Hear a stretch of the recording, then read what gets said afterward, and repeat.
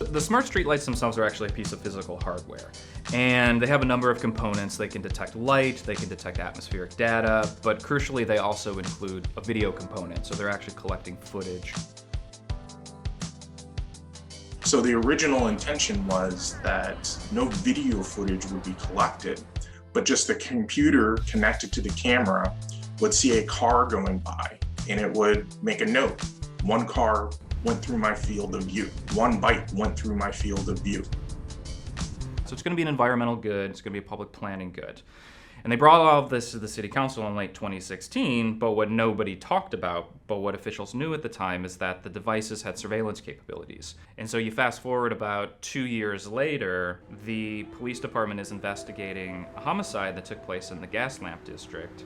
And they realized that actually there's a camera up in the streetlight, and that camera might have captured this crime. And so the police department goes to the city officials and they said, we want access to those devices. And the city officials downtown said, sure, we'll give it to you. And so no one else in the public had any idea that there were law enforcement capabilities of this project, not only from the beginning, but over the couple of years that they wound up rolling out more than 3,000 different cameras attached to these sensors across the city. And that's essentially what happened with the police department getting involved. The city of San Diego, if we're collecting information that can be used to solve a crime, there's a legal requirement to turn that over to law enforcement, like any other business. If somebody were shot in your front lawn and the police came by and said, hey, we noticed that you had a security camera up here, you have to turn over that footage to law enforcement, and the city of San Diego is no different. Media outlets start reporting on the existence of these streetlights and how they're actually being used. And so there's a big public backlash to it in 2019.